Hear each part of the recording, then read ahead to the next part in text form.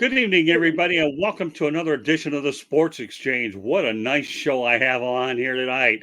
You talk about me being in the middle of two good football players. I have no problem with this crew here tonight. I call it my Pro Football Hall of Fame crew. I guess I could be biased toward Richmond Webb and Mel Farr Jr., okay? But anyways, we have a great show on tap here. We get to celebrate the career of Richmond Webb with the Miami Dolphins and some of his other ventures off the gridiron. And of course, tonight marks the first time ever that Mel Farr is my co-host. Well, Mel, can you handle it? We'll see. We're about to find out, right? Oh, I know you will. I never had any doubt whatsoever that you could do it. So it's going to be an awfully a lot of fun. So, well, look at that. Chat room's already loaded already. Look at this. Richmond, you're a draw, my friend. So before I get to the topics, we're going to say a good evening to Will Vogel. And if that ain't good enough, Ralph Williams, welcome to the potty. So, okay. Of course, if you're the Boston Bruins, you don't want me to go out there and use that accent because it's not a very popular one these days. And I won't get into that any further, but I'm sure you can tip it out. So anyways, as I mentioned, we're going to celebrate the career of Richmond Webb, talk about what he's doing off the field, as well as what he did for the Dolphins. And, of course, Mel's going to join in as well. So without further delay, Richmond, once again, thank you very much for being on the Sports Exchange. Scott, how you doing, Mel? Hey, I appreciate y'all having me on. I'm doing good, and I always appreciate the opportunity, so I'm looking forward to it. We kind of talked a little bit before the show started, so two great guys, and I know y'all going to make me look good, so this is a piece of cake for me, so I'm going to just roll with you two guys. You know, Richard, I don't have to make you look good, man. I really don't. All I got to do is look at your numbers. Okay. This isn't baseball where you're in the steroid era, and I don't want to knock my favorite sport because I've done a lot with it. The numbers are what they are. So if I'm making you look good, it means I can kind of like read, okay? And then I have the ability to watch, you know, that thing called show and tell. And that's what you did a lot of. I don't know. In grade school, I used to play show and tell. Of course, now we've taken it to an awful different level. But anyways, you know, we're going to get to the comments as quickly as we can. Here's another South Florida guy, Joshua Burstein. I know he followed you. Yeah, go Panthers. But right now, this is a Dolphins type of show. But obviously, Panther fever is what it is. Will Vogel, I'm going to put your question up. I'm sure we might have some comparable, but we'll also put yours on there as well. So thanks for being a part of it, Will. All right, with that said, I'm going to get to some of the questions. I'm going to turn over to Mel, and we'll incorporate the people in the chat. I should also point out that those individuals that participate in the chat room can also come on one of our shows as well. But before I get to Richmond, I just want to let everybody know that the audio version of the Sports Exchange can be heard on iHeartRadio, Apple, Spotify, Google, wherever you get your podcasts. You want to hear it? That's the way to do it. Please hit the red subscribe button on YouTube, South Florida Tribune. We're striving for 1,000 subscribers, so everyone helps. And also, please comment, like, and share the broadcast as well. We encourage all the feedback that we can. I have a feeling we're going to be really busy in the chat room tonight. Want to be a guest? No problem. You can contact me at Tribune South on Twitter, or you can also send your ideas to southfloridatribune@gmail.com. And if you want to advertise, call 954-304-4941. We are live on Facebook, LinkedIn, Twitter, and YouTube. All right. Had to get the promotional stuff out there, Richmond. So might as well get it over with and get to you. All right. First of all, let's talk about the Miami Dolphins, 1990 to 2000, and you finished your career with the Cincinnati Bengals. You were a 7-time Pro Bowler. Not that you need to be reminded, but other people are hearing it for the first time. NFL 1990s all-decade team, the Miami Dolphins honor roll. So do you feel that your day will come in Canton, Ohio, and you'll be a member of the Pro Football Hall of Fame? Yeah, I think so. I think my resume kind of speaks for itself. It's just right. I think the thing, and a lot of people get caught up in it, is when you're only putting 5 or 6 guys in at a time, a lot of times you can get caught up in the numbers and this and that. And I just had, matter of fact, this year, Zach Thomas, one of my former teammates, he's going into the hall. And, you know, sometimes it takes a minute. So I just enjoy the process. The good thing is my name keeps coming up on the ballot. So the good thing is they hadn't forgot about me. But I think I have a legitimate shot. You just got to be, sometimes you just got to be patient and let it happen. But yeah, I think I got the numbers and stuff to get it done. It's just waiting to see when it'll happen. Well, you know, amazingly enough, I've covered 4 Super Bowls in person, Richmond, and one of my favorite events was the Hall of Fame selection show. It took Floyd Little a long time to get in, but he ultimately got in there. So, like you said, I don't know whether there's a certain type of politics or not where every city will get their writers in and all of a sudden they do each other a favor. I don't know the inner workings of the voting, only from the bits and pieces, Richmond, that I've heard, but as they always, so I don't know for sure. So don't hold me to that one at all. But like you say, it's just like, you have to kind of bide your time.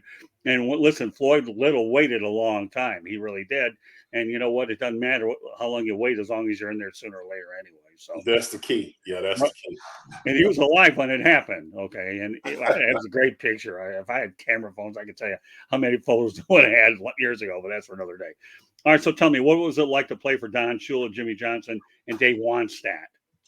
Well, I'll start out with, Coach Shula. That was definitely, coming out of college, Texas A&M, and the draft process is stressful within itself. But I went to the Senior Bowl, had a good Senior Bowl workout, went to the Combine, worked out pretty good. So my draft stock continued to climb. And then, I think my prayer was to go somewhere warm. So when Don Shula called that day of the Sunday morning when I got drafted, I was happy. The Dolphins were always one of the more respected teams around the league, known for winning this and that. And I got an opportunity to play with guys like danmarino, Mark Duper, Mark Clayton. So it wasn't like I went in a situation where it was a rebuilding, turnaround where everything has to do. So everything was kind of set in order. I just had to, jump in line and do that. But Coach Shula was a very disciplined coach and paid attention to the little things, the mental errors, penalties, the little things that sometimes can make a difference in, winning or losing a game. Most NFL games are really, if you look at the average, probably 3 or 4 points, at least back then, Right. was a deciding factor. So, maybe an offsides here or a holding penalty or, personal interference.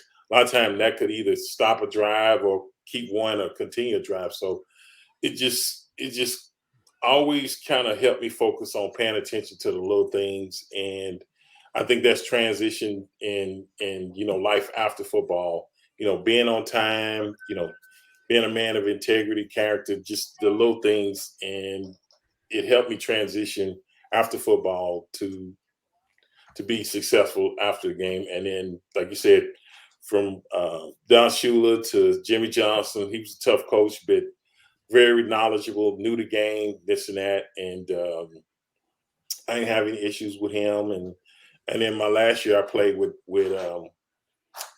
Dave Wanstead was a coach, which he was a defense coordinator. So I knew him. So I had 3 really good coaches when I was at the Dolphins. And we typically went to the playoffs most of the time, went to the AFC Championship and lost to Buffalo, but that's when they had those real good teams. But I had a real good career and won a lot of games in Miami. Yeah, the first coach I ever worked for was Don Shula, and if you think he's tough on you when you're a young writer and you're learning, he's tough on you. But the one thing I did take from Coach Shula that he always taught me was he always took advantage of his players' strengths, not what they couldn't do, but what they could do. Did you get that feeling from him as well? Well, I think I just kind of fell in line. When I got there, I was drafted, and then we drafted Keith Sims, and so we were 2 rookie offensive linemen. Yeah. And he did something that was almost unheard of: start us on the blind side of the quarterback. And but it was the best thing. And he went to Iowa State, I went to Texas A&M, but you would have thought we grew up together. I mean, it was just a match made in heaven. And we learned and this and that, but our job was to help protect Marino. He was already a legend before we got there. So we just kind of helped prolong his career and, enabled us to win a lot of football games. So, yeah, you're right. I think he knew that how well Dan threw the football, and then he just gave him some insurance to where he could continue to do it for, another 10 years or so. So, yeah. Yeah, great way to segue to Will Vogel's question. Thanks, Richmond. So we'll just say, he said, first of all, thank you very much for answering my question, Mr. Webb. You were on the offensive side of the ball and got to play with Marino, Duper, and Clayton, and coached by Don Shula. How cool was that? I mean, it's one thing to, I like the way Will words the question, how cool was that? Because, as a player, you have an opportunity to go out there and play for an iconic coach. I mean, and I preface the word cool because, you being a player in that situation. Yeah, no question. I think the thing is the biggest adjustment for me was getting drafted and being a high draft round pick. So I think with most any guys that's drafted first round, second round, you want to prove you're worthy of that pick. And so, I put added pressure on myself. But then, like you said, playing with Marino, Duper, Clay, these were guys that I saw on Monday Night Football. And next thing you go to a mini camp and you're thrown in the huddle with them, and you almost got to pinch yourself because you can't really believe that you're in there. And then, you see how these guys work, practice, work on their crafts. And then you start to understand what it takes if you want to get to that level in your game. You see how these guys work, and, all of them have been playing 7 or 8 years at that time, but they worked harder than others. So like if they're not taking plays off and working hard like that, it showed that, hey, I got to match that same energy, intensity, this and that. And I was a guy that never wanted to be the weak link on the team that, people got to cover up for this and that. So it just drove it. You're kind of competitive, not so much with your teammates, but you want to hold your end of the bargain up. And that's the way I just kind of approached it. Well, believe it or not, back in the early 80s, I did write a story of Mark Tupper and Mark Clayton.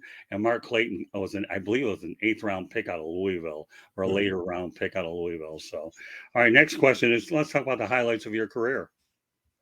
Okay. Go ahead. What are they? Well, like you say, I went to the Pro Bowl 7 times. I went as a rookie. I think I was first rookie offensive tackle to do that. And I can remember we had, I think, 3 or 4 guys made it to I think it was me, Farrell Edmonds, Jeff Cross, and maybe Clayton. And I can remember we were in a team meeting, and he announced all the guys, but he saved mine to last. So, it was truly an honor to get, honored, because that's voted on by the players that, you play against this and that. So be a rookie and to receive that type of recognition was huge. And to see that, my teammates were happy for me, my coaching staff was happy for me, this and that. And, I was just overjoyed. But it was an individual award, but, couldn't have did it without my teammates. But I think more was the way each year we set out to win a division or make the playoff. That was our goal every year. So the bar was always set high. So in order to do that, like I said, when you seen how those guys worked, that's why I think I had success. I worked hard. I was fortunate. God blessed me with talent, but, I worked hard at the same time. You can be given talent, but if you kind of slack and don't do what you're supposed to do, you're not going to maximize your potential. But allowed me to, have that consecutive streak and, help my team win a lot of football games. So that was truly an honor. Well, you talk about yet another transition. You are the best. So, all right, so that leads me to my next question, Richmond. Okay. Do you take a lot of pride in setting the records for the 118 consecutive starts and the 7 consecutive Pro Bowls? Knowing full well the Miami Dolphins have a rich history anyways. Yeah, on the consecutive starts, I really didn't. I think I was just trying to get ready to play every week. I wasn't focused on saying, "Oh, I played 70 games." I didn't focus on it. I just focused on, okay, well, we got Buffalo this week, or we got Detroit this week, or the Jets this week. Who am I playing against? Watching film on the player that I had to play against, and before you know it, then they say, "Oh, you've played all these games," and you think about it, but you don't really think about it. So, I mean, that was a huge accomplishment. Like I say, longevity in this league, when you can consistently play like that, that helps your team. But a lot of time an injury or two can, take you out. So that's why I say I feel very fortunate and blessed because, at any given time you see guys that have the potential, and their careers are cut short because of an injury or they're not the same player. So to be able to do it consistently for a long period of time, I feel very fortunate about that. Yeah, I'm going to go to another question with Will Vogel. This one's really good. But you got to remember, nowadays, the modern medicine is a whole lot different than it was with knee injuries, with all the different advances in technology, which perhaps at some point could have extended career. We'll go back to Will, though. He said, what do you have to say about young players who want to be online, whether it's high school or college, school, on prepping yourself better and working hard?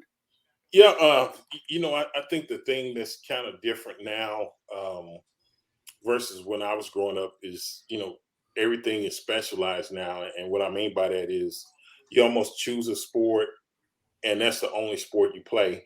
Where when I came to high school, I played football and basketball. A lot of guys play multiple sports, and now it seems like you find very few athletes that kind of do that. But for me, I think that was instrumental in developing me to become offensive tackle, because I played center on the basketball team and just, shuffling your feet, lateral movement, this and that.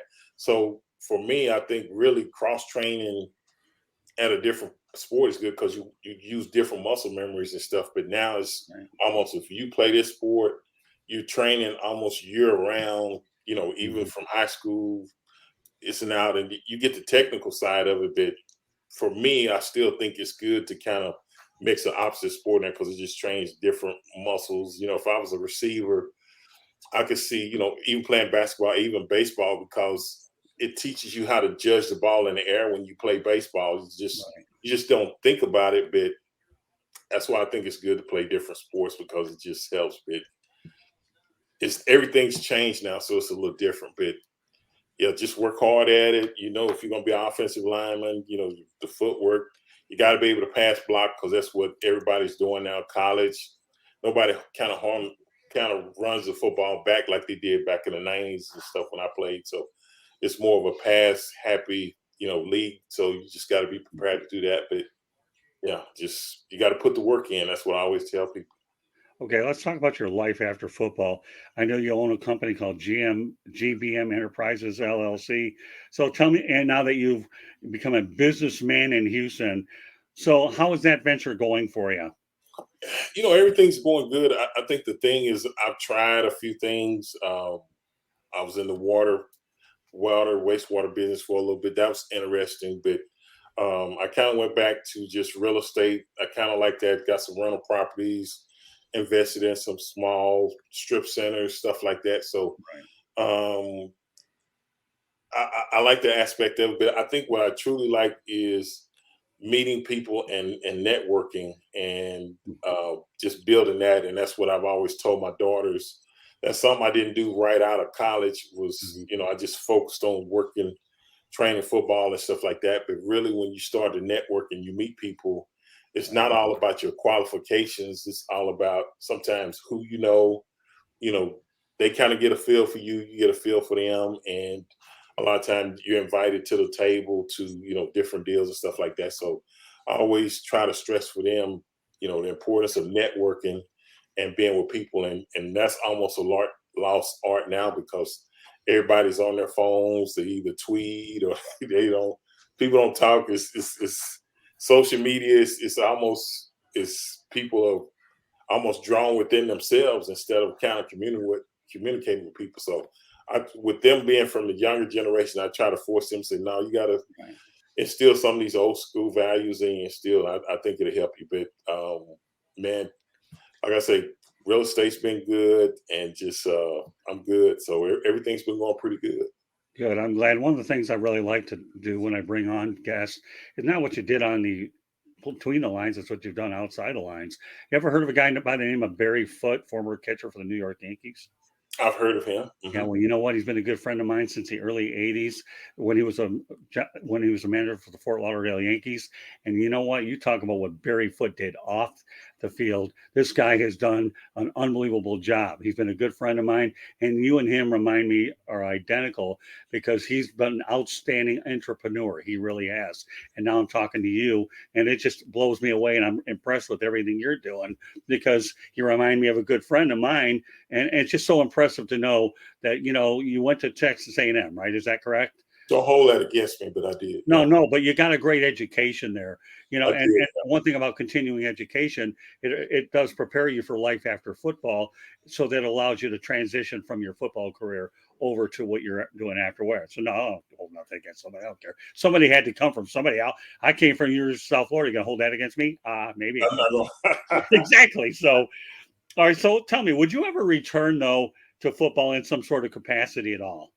I thought about it. It was probably maybe like early 2000s, about mid 2000s, around 2008, somewhere in there. And I live in Houston now, and so I wanted to live here, but maybe kind of get back into football. So I had contacted Brian Wiedemeyer. He used to be president of the Dolphins, but he was with the Cleveland Browns, and he was up there at the time. So they flew me up, and then Tom Hecker Jr., he worked in the scouting department with the Dolphins. He was up there and showed me around this and that. And I wanted to do college scouting, and they have college and pro scouting and this and that. And that's what I kind of thought, because I said, well, I can do that and still live at home. And then before I left out, Mike Holmgren was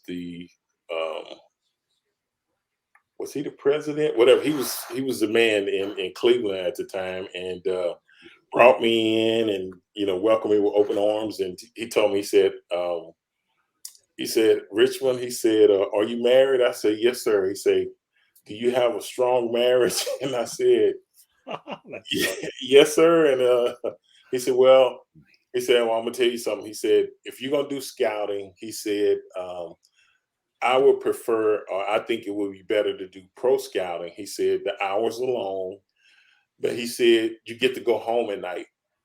And he said, but if you do college scouting, you might leave out on Monday, you're driving around to these different universities, you come home on the weekends, you wash your clothes, and you're back out on the road the next week. So I thought about it. He said, you're the type of guy that if you really decide you want to get in football, he said, the way you carried yourself and stuff, he said, you're not going to have a problem. And at the time, I just didn't want to live in like Cleveland because it's cold up there.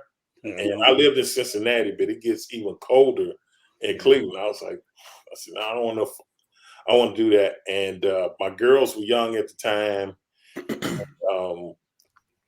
I knew I wouldn't be able to spend time with them because of the commitment I would have had with football. So I thought about it, and I said I'd wait, but that time kind of passed me by. But I had thought about it, but I thought I would be able to do college scouting, live in Houston, and do that. But I was like, no. But I got wisdom from somebody like Mike Holmgren, because he told me when he first started coaching, he would live in a hotel during the week and go home on the weekend. So it's like people see him as a head coach of this Seattle and Green Bay and this and that, but they don't know what it took for you to get to that head coaching position, what you had to sacrifice to do it. And I was like, so I always take my hat off to people, because a lot of times people look at where you are versus the whole complete journey. You know what I'm saying? And they'll judge you on the end versus what you had to go through to get to that point. So a lot of respect for him, and I appreciate him sharing that information with me. Judging by your description, I'm almost getting a feeling if that's equivalent to being a truck driver. Well, a truck driver. You ever heard that analogy before? I haven't, but put it like this: it depends on what type of truck driver. Right. Okay. Some guys that drive and come home every day, and then you got some guys they gone for a week, they come out, come home for a day or two, and then they might be gone out for a week or two. It's just, that would be hard for me. I know that you got to be honest with yourself. I could do truck driving, but over the road like that, gone, for weeks at a time, and then come home, that ain't for me. But a local deal and something like that, I might do that. Well, you set me up for that, Richmond. You did with that. What can I tell you? So I've got two more NFL questions before I turn over to Mel. But since you're wearing that Texas A&M shirt, how do you like the idea that Texas A&M and Texas are going to be playing in the Southeastern Conference?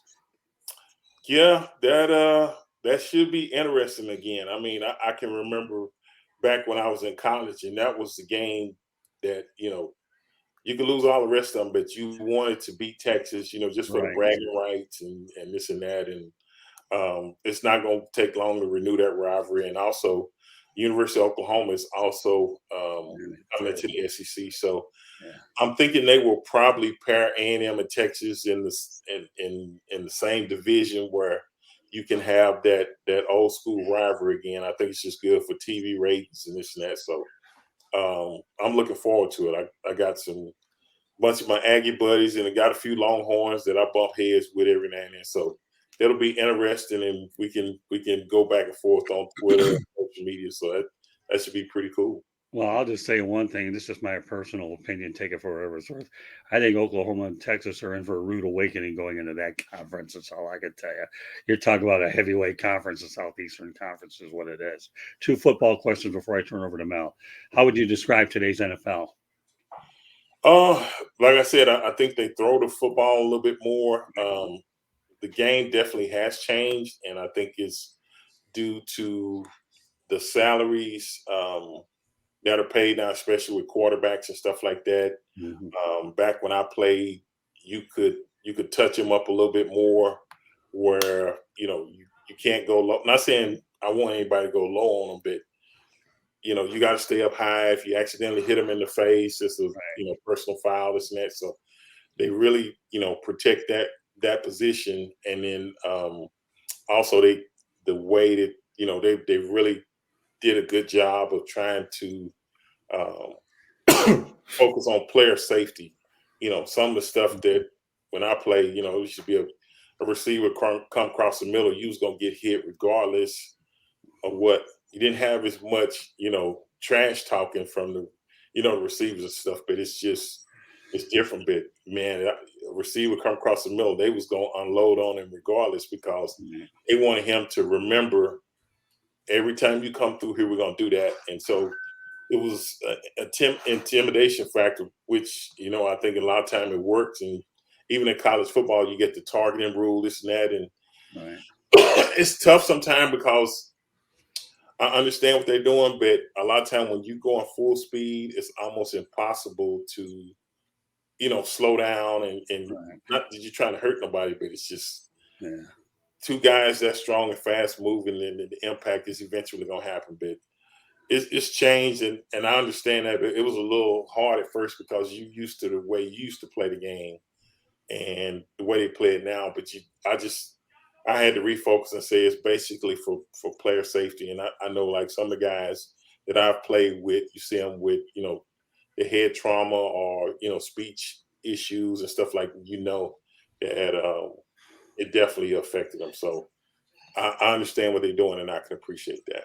Well, I have a question that I know you'll like to answer, but let's welcome Smoking Jeremy. He's our comic of the network here, so he says hello to us. And now this guy here is from the Detroit area as well, kneecap biting. He calls today's NFL soft SWAFT. There you go. He's old school. I already know where he at when he say that. He's old school. Yeah, it's just this guy. If you ever get on a show with him, I guarantee you won't be answering questions. You'll be laughing as hard as you can.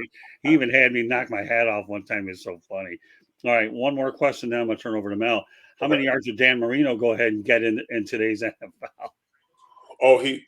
Oh, well, before I got there, he threw close to 5,000 yards. So in this era, the way they're ironing it out now, and the way,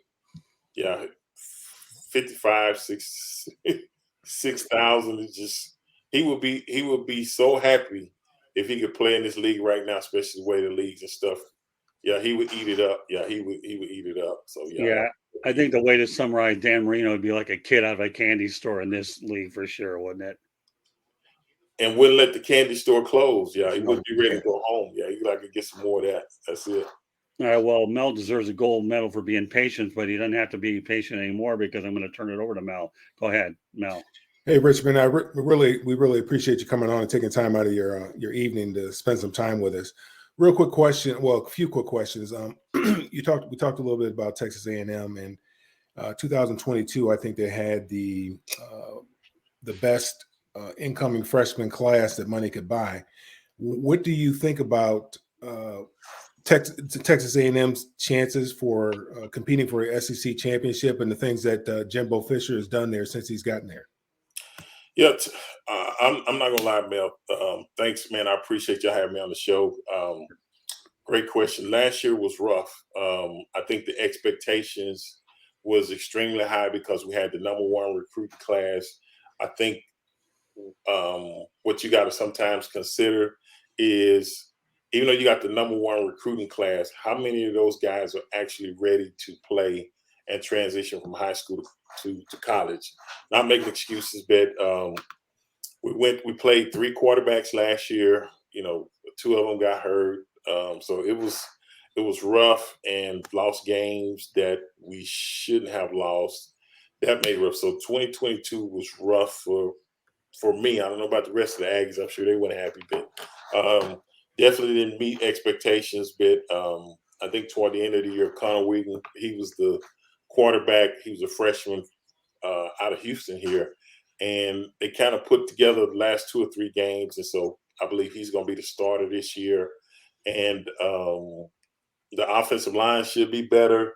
We lost, Devon A-Chain. He's going to the Miami Dolphins. He was 30th round pick, and he was kind of the workhorse. And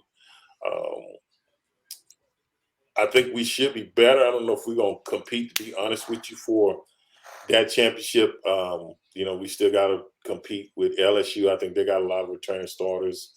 If Alabama gets a quarterback, they're always in the conversation, this and that. So it's a tough division, but we got some work to do. But I definitely expect it to be much better than it was last year. Last year was pretty rough, and we definitely didn't meet expectations, if you ask me. Yeah. All right, let me go to the chat room real quick just so you get this out, and then Mel will keep going. Smoking Jeremy's back at it again. So 17 games and new rules. Marino could throw for 7,500 a season. I think that's realistic the way he used to throw the football. Anyway. I forgot. Right. We only played 16. You're right. They're playing an extra game. So, yeah, you're right. You probably add another 500 yards to a game to that. So, yeah. Don't worry. That's probably Don't worry. Don't worry, Richmond. The next time you come on the show, Smoking Jeremy hears it. He'll be a part of it, so you can deal with this character. He's as funny and knowledgeable as they get. Go ahead, Mel. Continue. Yeah, and you're right about that. You bring up a good point about freshmen being ready to play. I think, when we all go to college, when we're all recruited, we only see the starters who, on TV, we see the starters, who are the starters, but you don't realize who the backups are and the guys who have been in the program for a long period of time. And, it really comes down to trust. The coaches has to trust that you're going to go out there and do what you're supposed to do when you're supposed to do it. And these guys that have been in the program, they've been there a long time. So there's a trust, there's a relationship that these coaches have with these players. Me and my brother were talking about that when you see all these kids going into the portal. And I wanted 2 questions here. What do you think about the transfer portal? And what is your opinion on NIL? This is and you bring up a great point. And let me insert myself in today's game, if I'm just going to be honest with you. So I can remember, and you brought up a great point, highly recruited out of high school and signed with Texas A&M. And so actually I was a defensive lineman coming out, and they, coaches told me, oh, you'll be second string when you get there. This and that. And so I get there, and they had moved a couple of guys from outside linebacker to D-line, and I was like 3rd string, and I wasn't really getting that many reps. And, you don't find out, but I tell kids, I say, when you're getting recruited, that's the honeymoon stage. They're going to tell you what you want to hear to get you there, because they know that you're a good player, but sometimes it takes development. Like I was 240 coming out of high school, which really I needed to put on weight, bulk up, and this and that. But I can remember getting frustrated and because I wasn't playing and this and that. And, they had guys just as big as me, this and that there. And so if I was probably now, I probably would have got frustrated. And my parents would have probably told me but I would have probably had those same issues of not being mature enough to say, hey, stick it out, this and that, because everybody's telling you that now you're getting money, and you say, well, I can just go somewhere else. It's now, especially if you're highly recruited.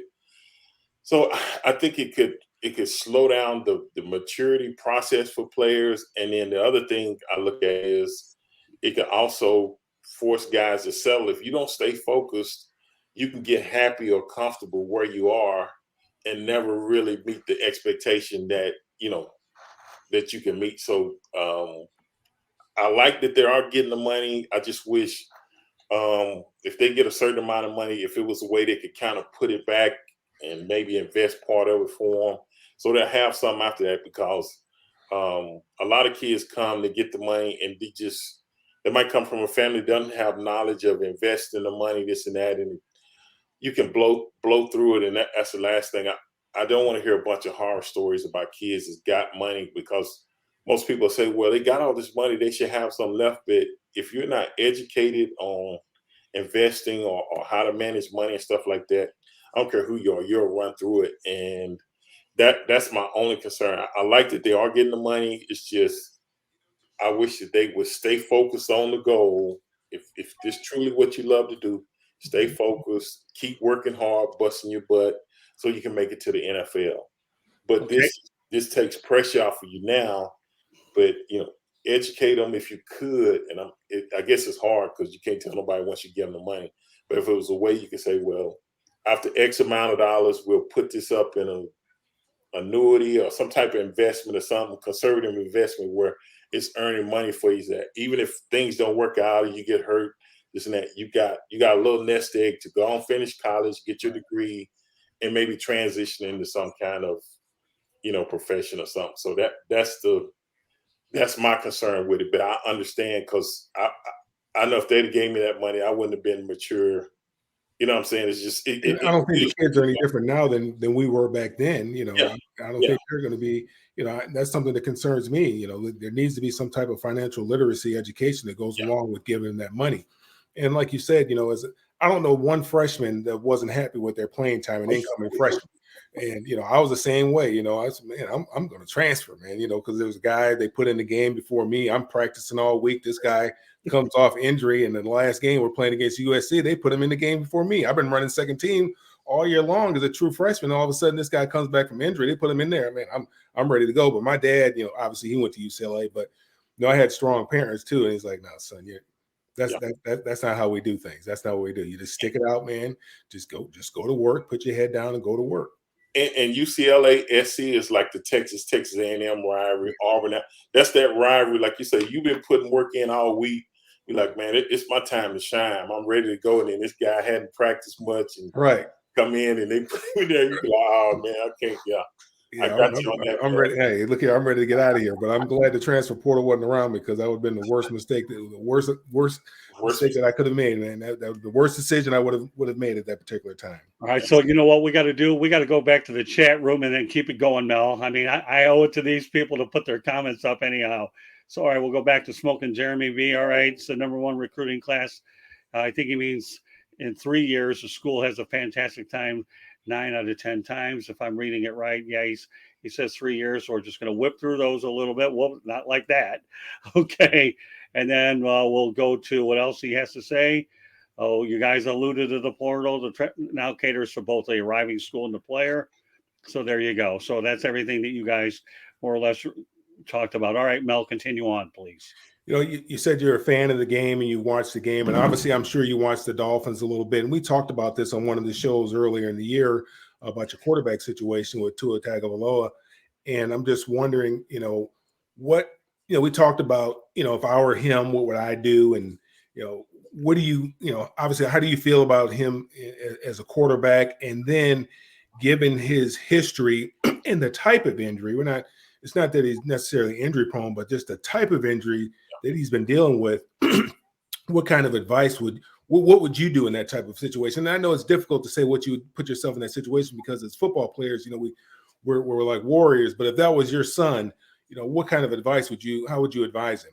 Well, I think the thing is, and you're right, is you don't know. And then previously before him, that's when all the CTE start coming out the last step. So you hear all that.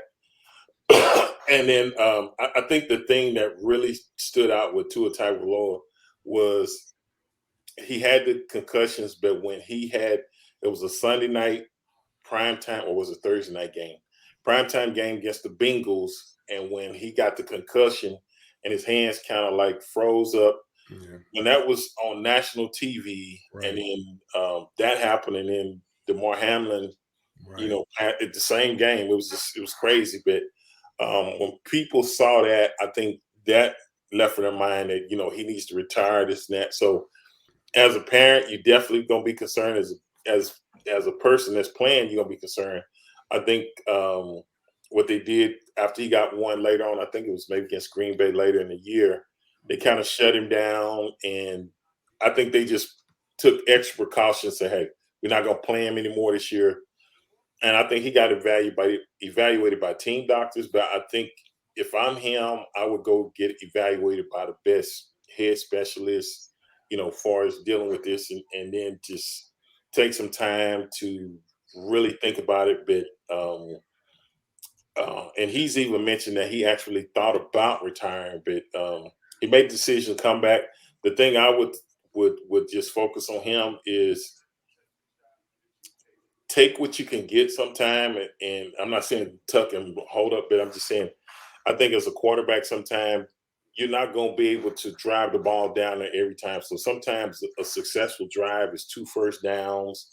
You got to play field position, this and that. So I think learning those things to say, okay, if the play is not there, this and that, and blah, blah, blah, get down and, protect yourself, this and that, and live to know, hey, we have to punt this time. That's not all bad, but you're not going to be able to score every time, this and that. But really, you got to really focus in, because like you said, you don't want to have you don't want this to be a lingering problem and then say, okay, now I got to retire. And then years down the road, you look back and say, I probably should have did it, this and that. So he's made the decision. I respect his decision, but just be smarter with the football. I guess that's the thing, and not take unnecessary chances or blows if you can avoid them, because this is your body and there is life after football. So according to Jeremy B, he seems to think he should have taken that signing bonus and sat on the beach in the Bahamas. So it's the worst thing in the world to do if you're really getting busted up like that. And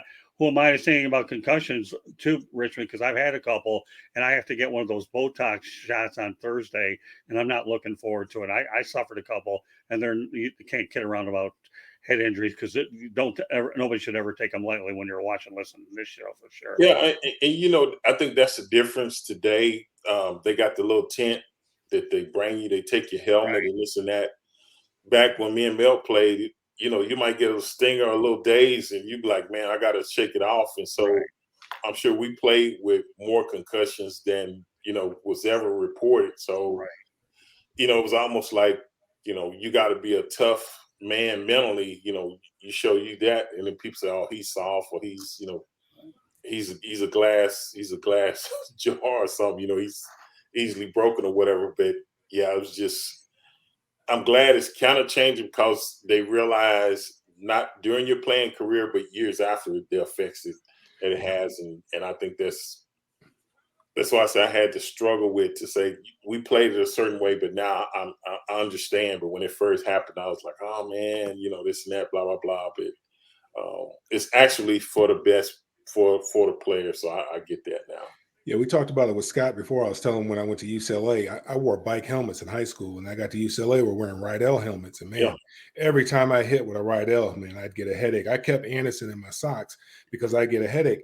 And I said, hey, I went to the equipment manager. Can I get a bike helmet? I said, no, there's a lawsuit going on with bike. The only way you can get a bike helmet is if you get a concussion. Well, the last game we're playing against University of Miami in the Fiesta Bowl opening kickoff, I got concussed. And, I went to the sidelines. I didn't know where I was at and all that kind of stuff. I was probably out about 10, 15 minutes. And then once you come to, you go back in the game. But my first thing was I went over to the trainer. I was like, hey, I can get a bike helmet. He's like, yep, you can get a bike. After that, I never had no problems. But, I never had a problem. We were taught to hit with our head. Put your helmet right underneath the chin. That's how we were taught to hit. And that's the thing that's kind of puzzling. Like you said, if bike made a much better product than Rydell, why wouldn't you want your players to wear that? You know what I'm saying? But if they had people a got contract, paralyzed. There was neck injuries. People were getting neck injuries with the bike helmet, so there was a lawsuit. But I had so much more confidence with a bike helmet than I did with a Rydell. And I would put my head. I'd put my head in there, no question about it, because I knew I'd be okay. But with a Rydell, oh my goodness, man, I could not hit with a Rydell at all. So we just had the draft. Dolphins didn't have many draft picks in this last coming draft. Obviously, one because of the tampering. But what did you think of their draft haul with the 4 picks that they did have? Yeah, I thought they did pretty good. Like you said, the tampering, and then we brought in Tyreek Hill, and then we brought in Chubb, the outside linebacker. So we had made some moves with teams before that to where we knew we wouldn't have those picks, but we got the defensive back out of South Carolina. Yep. We got Devon A-Chain, which is another speedster. I mean, we probably got one of the fastest rosters in the NFL right now. Without question, yeah. I like what they did, especially with not having a first round pick, this and that. So I was happy with what they did. At first, I was hoping they would get like a offensive lineman or something, offensive tackle to kind of show up that offensive line. But they got one in the later round drafts. But I like what they did. I think they did pretty good for what they had to work with. Now, you mentioned you played with Cincinnati. I lived in Cincinnati for a little while, from 91 to 94 or something like that. And it wasn't very good years. And my daughter's godfather is like the player liaison up there. You probably know him, Eric Ball. He went to UCLA. Yeah, of course. That's my daughter, and he's from Michigan too. He's from Michigan. Yeah, he's from Michigan too. I didn't know he was from Michigan. Okay. Yeah, me and Eric have known each other from high school. Him and his wife were just down here probably about a month ago, and we spent some time together. But yeah, that's my daughter's godfather. I say what's up, man, when you talk to him. I will definitely do that. So the Bengals, I don't know how good they were. Who was your coach back then? Was it Marvin Lewis was there then, or was it? I left right before Marvin. I was with Dick LeBeau. Okay. And they were walling around in futility for a little while there, especially when I was living down there in Cincinnati. But they've they got themselves a quarterback, which we know is now, with the way the game is played, that's the most important position that there is on the football field. But do you follow them any? What did you think about their draft? Obviously, their fortunes have changed since they drafted Joe Burrow. They've gone to a Super Bowl. They've been very, very successful. What do you think about the Bengals and what they've been doing? I think they've done a tremendous job. Like you said, they brought in Joe Burrow, Chase, and Mixon was the running back. But they changed the dynamic. And I tell people this, I played those 2 years up there, but some of the most loyal fans that I ever been around. And like you said, I can remember in the 90s, I know they didn't go to the playoffs. And so when I got there in 2001, and but I always had great players. I played with like Corey Dillon, Willie Anderson, Takeo Spikes. They had players. It's just they didn't put it all together. But what was surprising to me, in Miami, if we would lose sometime, it was always something to go to the beach. You start cutting out third quarter or whatever. Or we always had to deal with being in Miami. It seemed like if we would play the Jets, the Giants, the teams up north, sometimes Chicago, teams like that, a lot of the I call them snowbirds, will come down to Miami for, when it got cold up there. And so they would be Dolphin fans until, like you said, Chicago or the Giants. And then look around, you like, man, where all these people come from? Right.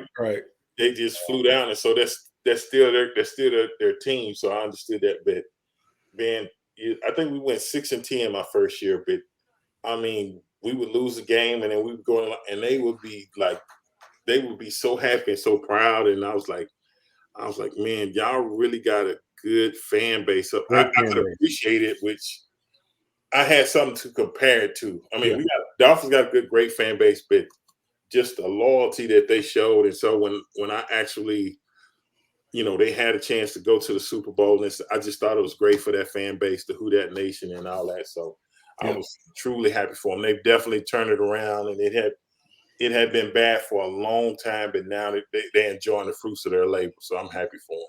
Yeah, you Well, know, you're talking about the NFL draft. Let me incorporate 4 other teams. All right, Mel got around to the Dolphins, so let's talk about break them down one at a time.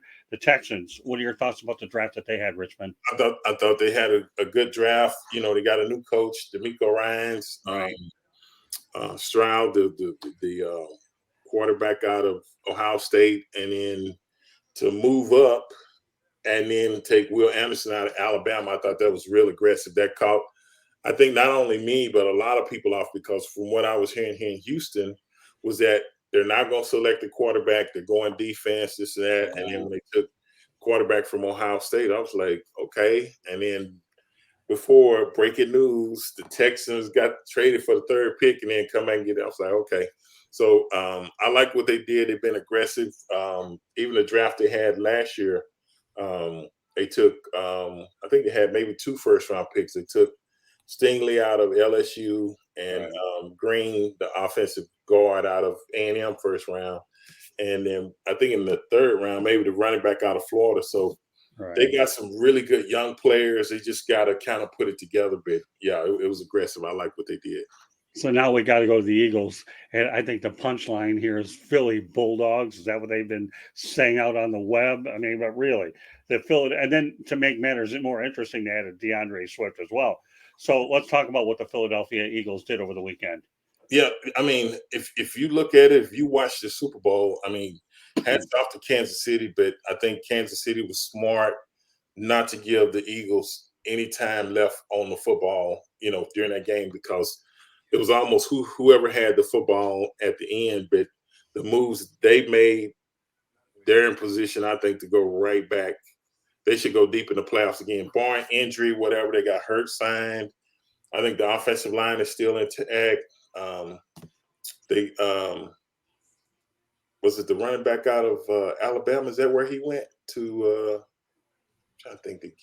Gibbs went to Detroit. Detroit. They got Swift. But they got Swift, because I was like, when they did it, I said, okay. And then like the day after they traded him, and I said, man, I traded him to Philly Bulldogs. I was like, okay, so I like what they did, and Detroit had a really good draft as well. Yeah, I was going to ask you to elaborate on that. Yeah. So talk about the Lions draft, and I know Jeremy V's calling Philadelphia vganorth. He talks about loving Damian Pierce as well, but talk about Richmond, the Detroit Lions draft as well, if you may, please. You know, and what I noticed about Detroit, and I watched them last year, and Dan Campbell is an Aggie. He's a head coach, and then Aaron Glenn is an Aggie as well. So I pay attention to them. But if you go back, and even if you're not a Lions fan, if you go back and look at the games, they lost close games all the first half of the season. I'm like, within a field goal. So they was in every game. They just didn't close it. Right. But you look at the second half, they got it together. And I think teams are fortunate that they didn't make it into the playoffs, because they was playing really good football at the end. They peaked at the right time. If they would have won another game or two early on that they lost, they've been in the playoffs. And once you get a team that's hot like that, that's in a rhythm and playing good football, they're hard to deal with. So I like what they did as well. Like the running back from Alabama, right? They added pieces to the puzzle, this and that. So I think they head in the right direction too. And then what's column is at the Jets now. Yeah. Right. He said Aaron Rodgers at the Jets. Yeah. Dan Campbell seems to be eating that up alive too. So we're gonna take this north over. We finna bring this to the Motor City. Yeah, we finna take it over. So yeah.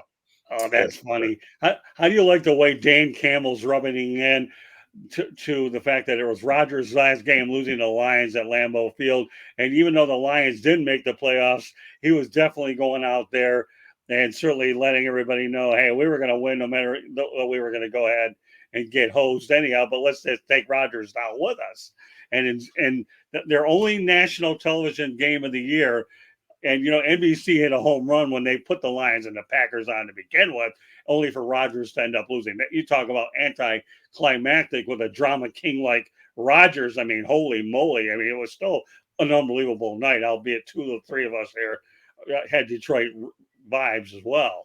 Yeah, I watched that game, and then a lot of times what you look at is Detroit is a cold city, but they play in a dome. So for them to go to Green Bay, play outside in the elements, and they was hitting them in the mouth. I mean, it was the defense of Detroit was so aggressive. I mean, they shut down that whole Packers offense, this and that. And they was having fun, but they was playing a physical style of play. And I was like, that's that. And I kept looking. I said, man, if they wouldn't have lost another game or two, they would be in the playoffs. And I say the Thanksgiving game. I mean, they should have won the Thanksgiving game. They ended up losing that game. Yep. So there's a few games there that they should have won. Even the Dolphin game, we had to come back and beat them. I remember that. It was early in the season, but I remember that. I was like, man, they just ain't put it all together. It's just like you said, a play or two here, this and that. It changed the whole dynamic of that. And now, you can see they're a young team, man. They got to learn how to finish. That's it. You got to learn how to finish.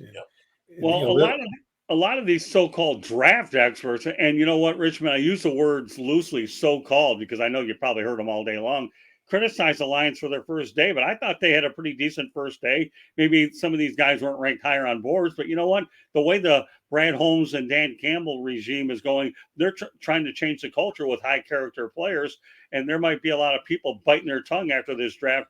You can give them a C+ on all you want on the surface, but nobody really cares except the ones that are making the decisions, right, Richmond? Yeah, and you can grade it however you want to on paper. Right. But when it gets live and it's who gonna produce, and that's what you judge it on. Everybody looks good on paper, you got this guy, that.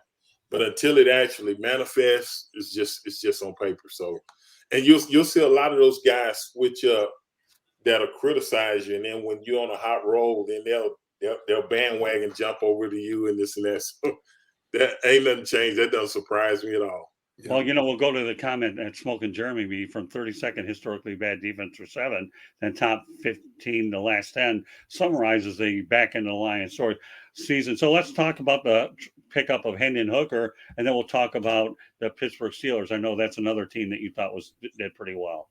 Yeah, Hooker was the quarterback out of Tennessee, and they were ranked, I know, easily in the top 5, and then I think he hurt his knee or something, and then they lost him for the year, but Tennessee was playing good football. I remember they beat Alabama. I think they played in Tennessee, and everybody rushed the field and this and that, and so they were one of the better college football teams until they lost their quarterback. But I watched him the last couple of years. I think he transferred from maybe Virginia Tech or somewhere like that. Virginia Tech, yeah. And but he was, man, he's a good player. So I think he's definitely. I know he still got golf there, but he's gonna help him out. So I always liked him as a college quarterback. I like to see when you can play in pressure situations and develop and not panic and this and that. And he seems like he stays calm, cool, and collected this and that.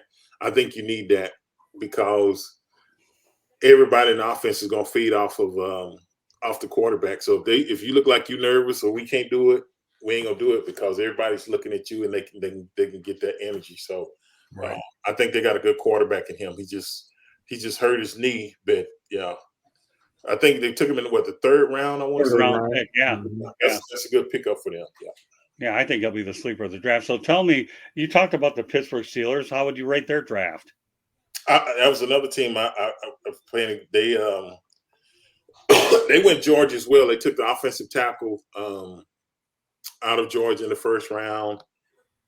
I forgot who he took in 2nd, but they picked up the tight end from Georgia as well. And I think it came out he had some injuries or whatever, and that caused him to slip in the draft a little bit. He ended up going in the 3rd round, but really he was projected to be like a 1st, 2nd rounder. So when you get a guy of that caliber that late, and then all you got to do is get him healthy, it just makes you a better football team. So I like what they did as well in the draft. We got Joey Porter in the 2nd round. That's what you're talking about. Yeah. He was supposed to be a 1st round out of Penn State. I forgot. I couldn't remember who it was. Joey Porter Jr. he was projected to be a 1st round and slipped to early 2nd round. So you possibly get, with your top 3 picks, you possibly get 3 caliber guys as 1st round picks. I mean, that's huge. So, yeah. All right. Well, Smoking Jeremy B says the top drafts include Philly, Kansas City, Texans, Steelers, Detroit. You know, IMO. I'm trying to digest that one. In my opinion, yeah. In my opinion, okay, there you're better with those things than I am. So let's talk about. Well, there you go. In my opinion, I learned something from Richmond. Thank you very much. All right, one of the few things I pick up here with all these little abbreviations. I got a good one though for you. GMTA. You know what that stands for, Richmond? That's something with like time, man. GMT. Great minds think alike. Oh, okay. You know, Mel knows I get that one. So let's talk about the Miami. I knew I was going to get you. Hey, you know what? There's never a time that I have a GMT analogy, and Mel's been around me a long time. Where's he going to throw it somewhere in the show, especially with somebody brand new? All right, let's talk about the Miami Dolphins. Are you in touch with the Dolphins a lot? And in what direction? How do you like the direction that the Dolphins are trending? I like the way I like the pieces they added. Like I said, I think the key issue is Tua staying healthy. I like the fact that they brought in Vic Fangio as a defensive coordinator, Jalen Ramsey and X as your corner. So the things they can do in the passing game, and then you got Chubbs and Jalen Phillips. If you get your pass rush going with two shutdown corners, it could be really interesting. So if everybody stays healthy and pans out, and we can keep Tua healthy along with Jalen Waddle, and we got the cheetah and this and that, and he almost had 2,000 yards, even though Tua missed 3 or 4 games last year. So, and that was Mike McDaniel's first year as a head coach. And the other thing is bringing in Fangio. He's had some head coaching experience. So when you can add quality people like that to your staff and stuff like that, I love what they're doing. So main thing is just keeping everybody healthy and developing the players and making progress and taking another step. Because, like you said, Buffalo was the best team in there, and then Aaron Rodgers just went to the Jets.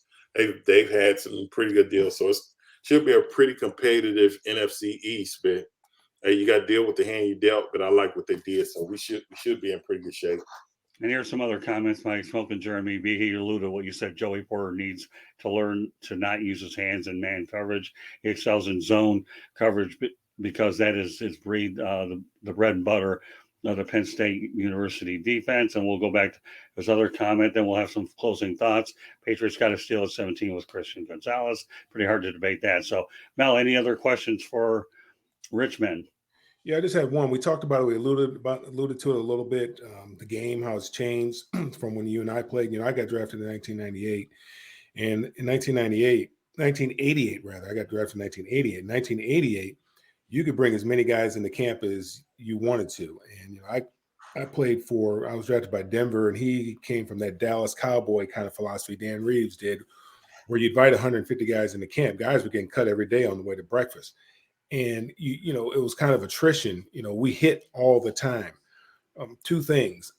Do you think that the lack of contact that they have during training camp and even during the season, I mean, we hit all the time. And we had 2-a-days for 6 weeks, where, when I went to camp, we had 2-a-days for 6 weeks. We went to Greeley, Colorado.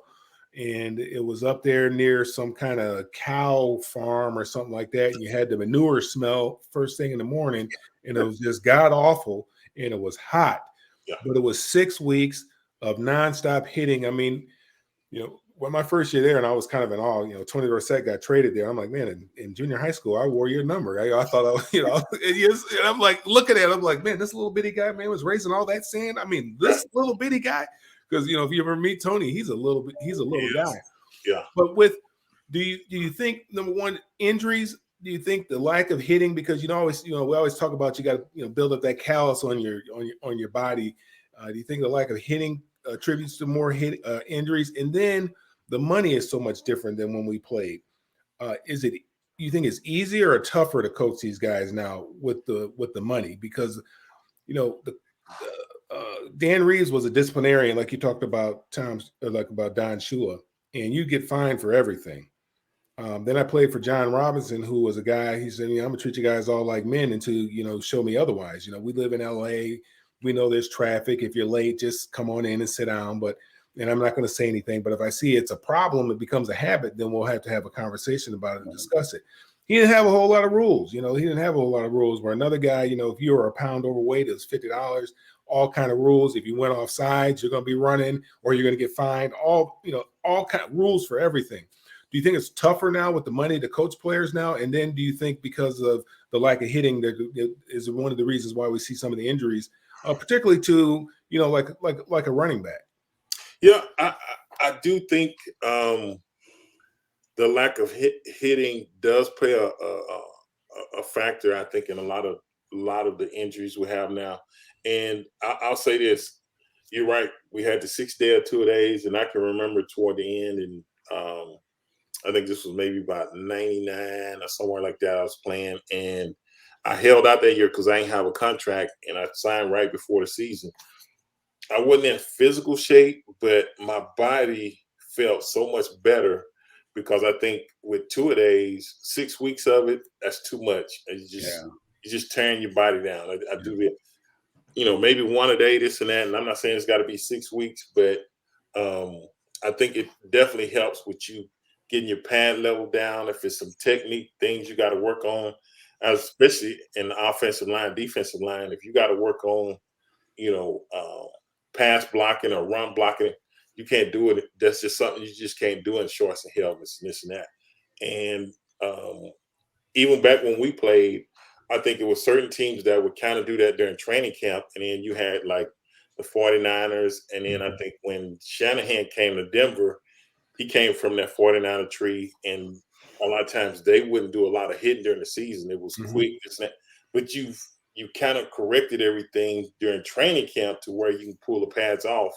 And then I think Holmgren came out from under that. So, but I think the way they do it now, they don't hardly hit at all, period. So I'm like, if you're struggling in an area where you need to get that technique side, it's almost like you can't get it. Or if you're a backup player and you need to work on, getting better, how do you do it? Because you never have pads on. So it's like, it should be a balance. I'm not saying it should go back to the old way, but they need to do a little bit more hitting. I think that would eliminate a lot of the injuries. And then on the second part, that was the thing about free agency.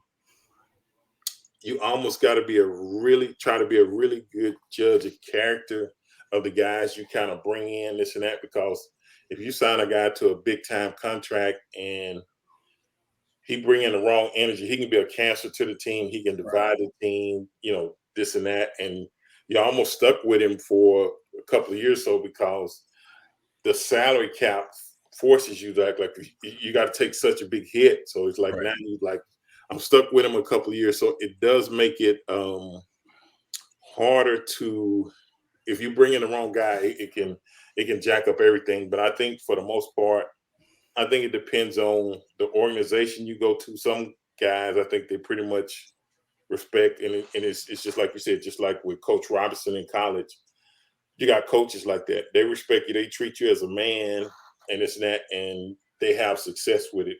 You got to kind of do what works for you. And, if you need to be a Tom Landry or Shula, then you got to, if that works that bit, you got to figure out players you got to draft. Yeah. Mm-hmm.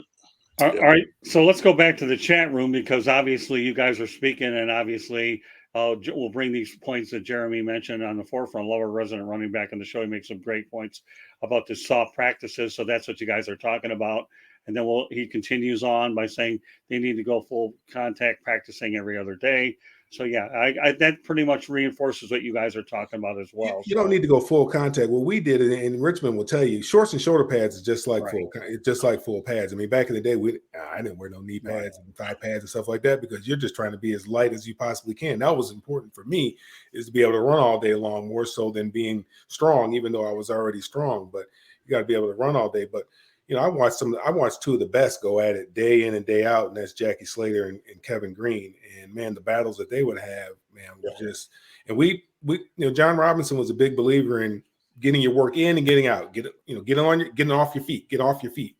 Practices weren't going to be more than an hour and a half long. We're going to get in, get our work done, and get off our feet. And during the season, during training camp, we practice hard. But during the season, it was shorts and shoulder pads for the most part. Very seldom did we practice in full pads, but really shorts and shoulder pads is just like full go. You just don't go to the ground. Right. But, you can get a lot of work done with shorts and shoulder pads. I agree. So Richmond, no show would be complete if I didn't mention this. Dan Campbell thought about the combine where he says it's like they're practicing in pajamas. Did you remember that comment that he made, that he doesn't think much of the combine at all? Remember that comment that he doesn't really care about the combine at all? Well, I mean, of course, not that Dan Campbell's ever had a loss for words anyways. But well, I know the combine, you really don't practice. You kind of go through the drills and stuff there. So I wonder, was he meaning like the Senior Bowl or some of the bowl games? But it's just, yeah, it's different now. It's made for TV. Yeah. Yeah, I'm sure it is. I'll tell you what. When I go, all right. So Jeremy's out there. He's called the combine the Pajama Olympics. There you go. There's the clarity.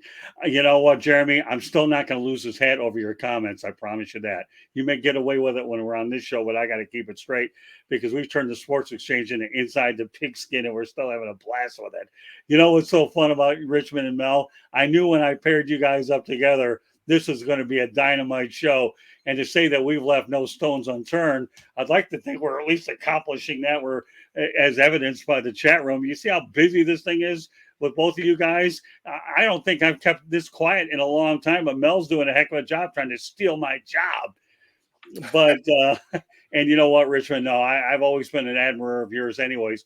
In your playing days, it's just so neat to have you on here to talk about your football expertise. You know, the one thing that gets used a lot on TV by a lot of these networks is future Hall of Famers, okay? In my opinion, you should have been a current Hall of Famer, but future Hall of Famer certainly defines what you are in terms of what Canton will be, but you're a Hall of Famer in my eyes, and I'm sure Mel could probably attest to that as well. So, you know, we are just so glad that you've been able to join us tonight here on the Sports Exchange. So any closing thoughts, Mel? Yeah. First of all, I want to thank you for spending some time with us. I really appreciate it. Appreciate that. You're an outstanding gentleman. I did get an opportunity to follow your career some, and in looking, 4-time All-Pro, 2-time first team All-Pro, 2-time second team All-Pro, and obviously with the 7 Pro Bowls. My first question in my mind, and we had this conversation a few weeks ago, talking about one of your contemporaries, Lomas Brown, who has very similar numbers to you. It's like, man, why is this guy not in the Hall of Fame? And I will do, everything that I can as far as making sure that your name appears on that ballot each and every year, because I figured out what you have to do. I mean, anybody can nominate someone for the Hall of Fame, is what I found out. It does not have to be a local reporter. So anyone can nominate someone for the Hall of Fame. But obviously you've gotten on the ballot a few times, so I think you're getting a lot closer than Lomas has gotten. But you look at Lomas Brown's numbers, and played 16 years, and I forgot how many Pro Bowls and All Pros he's had. But he's also deserving of it, just as you are. And you're a Hall of Fame player and also a Hall of Fame person. And appreciate you taking your time out of this evening to spend some time and chatting with Scott and I. So back to you, Scott. All right, Mel, thank you very much. I'll tell you what a show we've really had.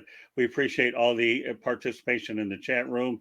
And, I'll tell you what, as Jeremy would say, if he were on the air, okay, but we'll put this out there. There were 3 watching on YouTube when I got here. Get those likes up. There's probably a lot more now because this show's getting better as the questions keep coming. And when you have the material I have, it's unbelievable. So with that said, Richmond, is there anything that you want to say that we probably haven't discussed right now that we probably left out of this conversation? No, I think it was some really good questions. I think we covered some real good topics. Mel definitely took me back. I know Lomas real well. That's one of my real good friends, and I agree with him. Definitely should be in the Hall of Fame. I know that brother. He's a South Florida kid. Yep. I think he played at Florida as well. So I know Lomas real well. And then he brought up Eric Ball, and that brought a smile on my face. I said, man, hold up, man. We know some of the same people. So yeah, we're about the same age. So it's always good when you can kind of reflect and relate. And we both played in that same era. So we know a lot of the same players and all that. But, man, it was definitely a pleasure, and I appreciate y'all having me on the show, and I had a great time. So no, I close the comments is this was fun for me, and I got to reflect and answer some good questions, and I hope the people that were listening in that they enjoyed the show as well, because I definitely did. Well, we're looking forward to having you back. We got a Dolphin ready to close out. Richmond Webb, we need you to play tackle. So he's trying to get you out of retirement. Oh my goodness! Hey, you know, sometimes the longer you have these shows, you never know what's going to be thrown your way. All right. So with that said, Mel, let everybody know how they can get a hold of you, because I think Richmond's going to like what you have to say. Reach me on all the social media at melfarr.org. That's at Mel Farr Jr. That's Facebook, Twitter, LinkedIn, and Instagram. And then find out what we have going on here in Atlanta and also up in Michigan for the youth at melfarr.org. All right. Well, Richmond, is there any way you want people to get a hold of you as well, my friend? Yeah. Facebook and Twitter is Richmond Webb, and Instagram is at the real Richmond Webb. Somebody actually had Richmond Webb. I couldn't believe it. I got one of those odd names, but they're LinkedIn. I'm Richmond Webb, and I'm not on TikTok or anything. So that's the easiest way to get put my name there. Normally, you can find me. So that's it. Yeah, I haven't quite figured out the TikTok thing, and I'm not going to try to find this. Smoking Jeremy's closing things. Nice hearing the game from Smash Mouth football players. Cheers there. Let me go ahead and let everybody know about us, okay, one more time, so you understand here. If you want to follow me on Twitter, you can do so at Tribune South. So we obviously are encouraged to be able to get feedback that way. So that's important. I also want to point out kudos to Candy Ebling, who does a great job with our website, www.southfloridatribune.com. Certainly had a great participation in the chat room. I'm sure some of those people will hopefully leave their information. They'll become guests as well. And I'll go over some other information as well. So this is just one of those kind of things where, you know what, Richmond, you know, you're the type of person that could connect to all football fans. And I think that the biggest thing, as I mentioned to you early in the show, is not only what you did on the field, but what you've done off of it as a business person. I should point out that the audio version of the Sports Exchange can be heard on iHeartRadio, Apple, Spotify, Google, or wherever you get your podcast. So want to hear it? That's the way to do it. And there are many others. Please hit the red subscribe button on YouTube, South Florida Tribune. We're striving for 1,000 subscribers. So please go ahead and subscribe. Please also comment, like, and share the broadcast. Want to be a guest? No problem. Send topic ideas to southfloridatribune@gmail.com. So there's a lot of different ways that you can come on there as well. If you want to advertise, no problem. Call me at 954-304-4941. We are live here on Facebook, LinkedIn, Twitter, and YouTube. That's how you get a hold of us. So on behalf of Richmond Webb, thank you so much for being on. We hope to have you on again at some point. And Mel, well, obviously, I know he's definitely going to be my co-host on a lot of these shows. Not that I ever had any doubt in the first place. Okay. But I knew in my mind that Mel is just one of those kinds of things that, you know, you've done, and you're welcome to that. So on behalf of Richmond Webb, Mel Farr Jr., my name is Scott Morganroth, the Motor City Madmouth. Thank you for joining us on this edition of the Sports Exchange. Following the Sports Exchange, we have 108 Stitches baseball talk. So stay tuned. We'll have that on in just a few moments. Thank you, and good night, everybody, and we'll see you on baseball.